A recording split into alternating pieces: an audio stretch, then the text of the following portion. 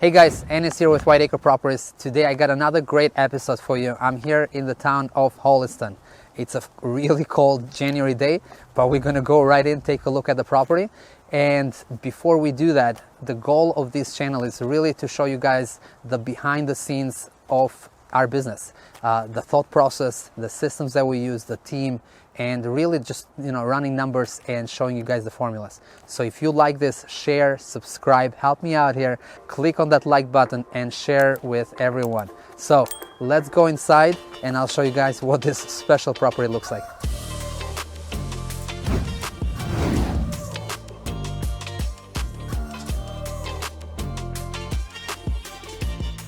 Let's talk about the property. We are at 52 Jasper Hill Road in Holliston.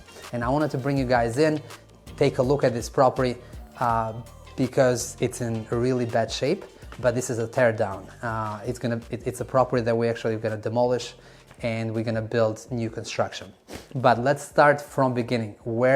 How did we even get involved in this property? Why did we buy it? And all of that. I want to give you guys as much information as possible, and hopefully it can help you in your real estate journey. So back in 2020, I think it was either January or February 2020, we got a call from a direct mail piece that we sent out. If you guys have followed me for a while, you know that I'm a big proponent of direct to seller marketing, meaning we typically don't buy on the MLS much because everyone is looking in the MLS, so it's very competitive, and we have decided to go direct to seller, meaning cold calling, direct mail, reaching out to people that haven't really listed yet, but they're thinking about selling. So this was one of those properties where we sent the seller a ton of letters, and after 6 or 7 letters he got from us, he picked up the phone and called. And it was January, February of 2020. He said, I'm interested in selling, and we came and met him here. So we got our seller appointment scheduled. We bought this property in December 2021. And I want to stop there for a second because from that first appointment of 2020 to 2021 was almost 2 years that we stayed in touch with him. So it takes time from that first call or first appointment to closing because that's just sometimes family situation, sometimes the seller is not ready, sometimes the price expectation, all of that, it can be a problem. So don't expect to close on a deal right away. You might make it happen, but there are going to be deals that take 1 to 3 years, all right? That's the name of the game in real estate investing. So that's what happened here. We got the call. Mark, our acquisition manager, came out here, met with the seller, and initially we were too far apart.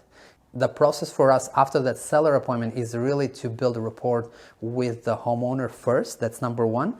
To understand their needs, basically ask a lot of questions. We don't come out to a seller appointment and just throw a number out. We wanted to hear what his expectations are about price and how soon he wants to close and all of that.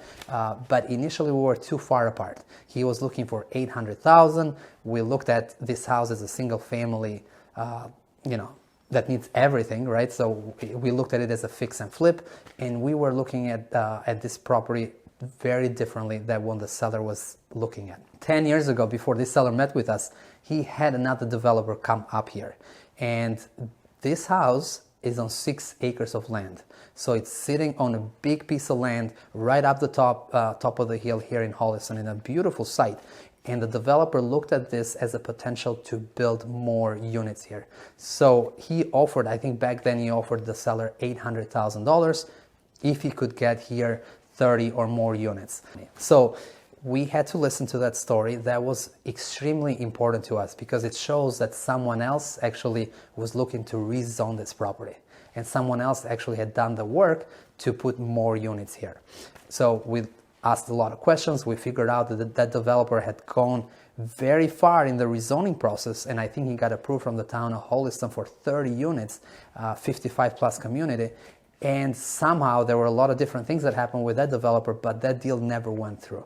So he got very close to it. He got the town to rezone this whole area, but he never filed for permits and he never bought this house. That was extremely valuable information for us because it shows us that this is not a fix and flip property. Yes, it's a single family house that you can come and fix everything and put it on the market, and you can run the project as a fix and flip of a single family, However, the highest and best use of this location, of this particular property, is really to put more houses here because it's 6 acres of land, and the town in the past at least had shown interest in rezoning with 20, 30 plus units. So that was huge for us. So basically we gathered all that information, we went back to the office, and then we decided that yes, we are looking at this property with a different eye. We are analyzing this property differently, and the highest and best use, like I said, is multiple units, redevelopment. So let's revise our offer. And I wanted to share this with you guys because not everything we look at is a fix and flip.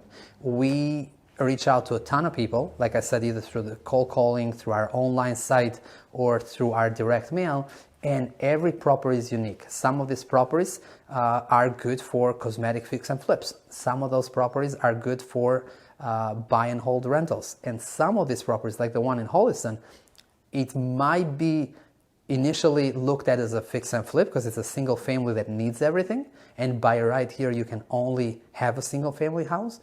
But if you dig more deeper, and especially because you have 6 acres, then it's clear that there is a lot of room here, to make a much larger profit as a redevelopment or as a rezoning play.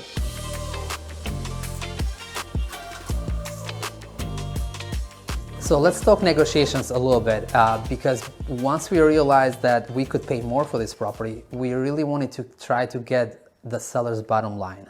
He started at $800,000, going back and forth with us. He came down to $600,000, and what we told him clearly was that, look, yes, there is potential development here, but it's not by right, meaning we can't just tear down this property and put 10, 15, 20 or more houses here, right? You have to go through a process. The town needs to approve us for that, and you never know.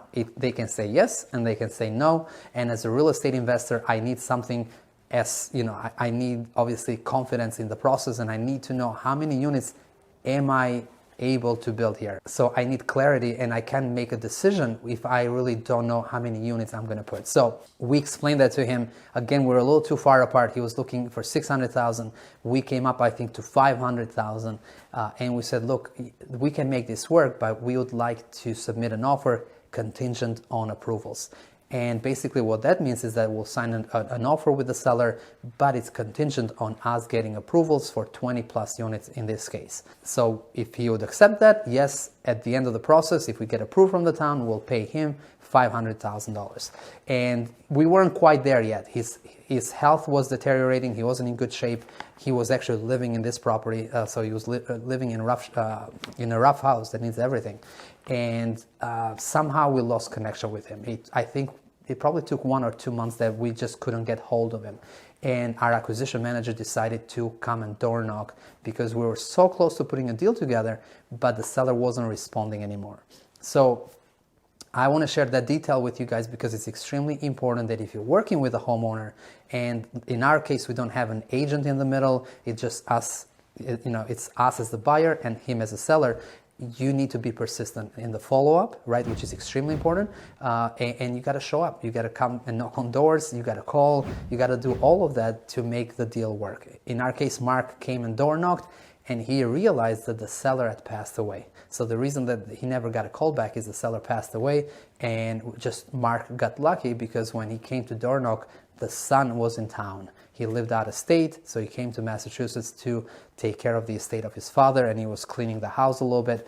And Mark came in and he said, hey, I was working with your father. We're almost ready to buy the house. I'm sorry for your loss. Can we help you in this process? And that's what happened. He decided that he wanted to work with us, and we restarted our conversation and our negotiations with the son to make this a win-win for both. But like I mentioned, guys, follow-up extremely important. We use the CRM to capture all our leads, and even if you're just starting out, have a basic CRM because you're not going to remember everything.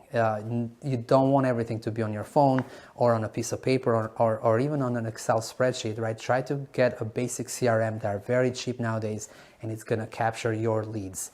Name of the seller, their phone number, the last contact, and the next contact that you have planned, so you stay organized. We have personally lost a ton of leads, and we have lost a ton of money initially when we started out because we didn't have a good CRM process. So in this case, at least, we did everything right. We followed up, Mark showed here, and even door knocked, so he went a step further, and kudos to him for doing that, because that's how we got the contract signed. So that's pretty much what happened here. The son decided that he wanted to sell. He didn't want to wait for contingencies or for us to get permits and go through approvals. So we came up with a price of $550,000, and that was pretty much the middle ground. It was a win-win. We came up on price, but by that point we had done a lot of due diligence with the town, and we knew that the town of Holliston wanted a residential unit in this lot because it's a great prime real estate, and it looks like we're going to put 20 single family homes on this lot. So closed on December 15, 2021, almost 2 years after the first contact with the homeowner, and that's the story. It was a win-win because we provide a huge solution and an easy way out for the son, right, to settle the estate, and we got a deal that's a great, and it got major development with potential.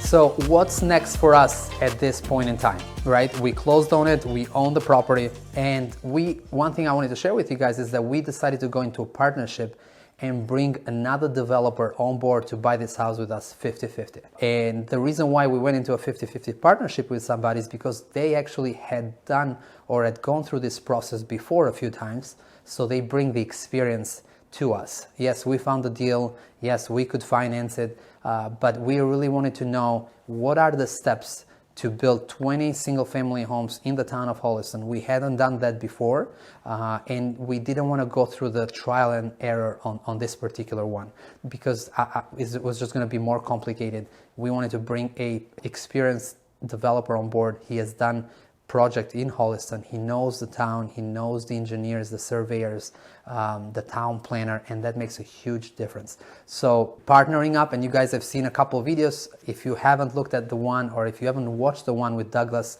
on our fix and flip in Saugus, please take a look at that one.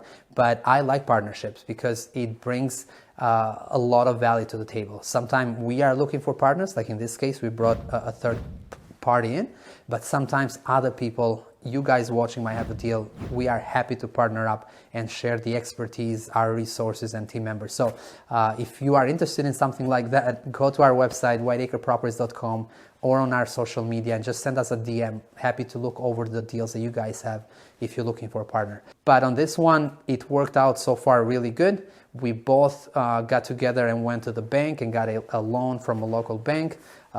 They had their relationship with the bank as well, so even better. Now we are connected to that local bank as well through our partner. So there's a lot of win-wins in this situation.